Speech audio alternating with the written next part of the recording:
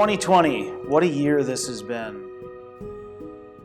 It started with so much promise. We released our new documentary, The Battle of Franklin and the American Experiment, to a full house at the Franklin Theater in mid-February, and then everything just stopped.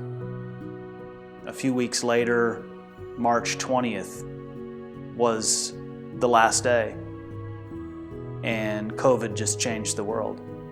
We closed, and we're only closed on holidays, and we were shut down for nearly 6 weeks. And it was so strange to come to the sites at a time when you see children and adults and everything's starting to bloom and turn green, and it was like a ghost town. So then we reopened on May 4th, and things just took off, and we really haven't looked back. And we've done so much this year. We're about to finish the work on the Spring House, which of course was damaged by the flood almost 10 years ago. It'd be wonderful to get that project finished. We've continued to work on the Fuller story. We finished the fundraising for the statue for the United States Colored Soldier. That our plans are to dedicate and unveil that statue in the summer of 2021, around Juneteenth.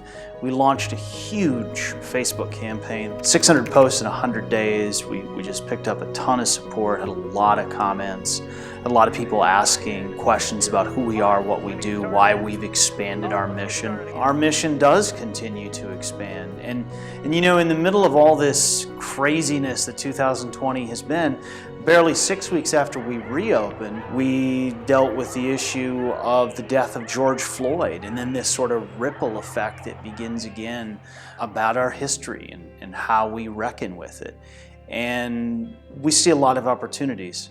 We really do. We had to cancel some events, things like the summer concert series and the Bootleggers Bash and the Descendants Reunion, but the one event that we didn't cancel, that we felt absolutely had to go on no matter what, was the illumination. We did it, and we did it in the snow. It was really just another example of what a strange year this has been. And we've lost some dear friends. Just in the past few weeks, we lost Pearl Bransford, who was a longtime Franklin alderman and supporter of what we've done, and Tom Miller, the mayor of Franklin, who was there when this whole battlefield reclamation project began. In addition, battlefield reclamation work continues. We got another 2.5-acre tract of battlefield property along Lewisburg Pike that was part of Carnton and was part of the core battlefield. We also, with our friends at Franklin's Charge, finished the acquisition of a parcel just south of Carter House. And there's a lot of people, a lot of businesses, a lot of historic sites that have struggled this year, and we have too. But we've been very fortunate. We've gotten a ton of support, and we have so much more work to do. We've still welcomed tens of thousands of people out in the middle of one of the strangest, most confusing years I think most people have ever experienced. It's also given us an opportunity to think about what people and generations in the past have gone through. We've struggled through, not even at this point, quite 12 months of this. The Civil War lasted 4 years.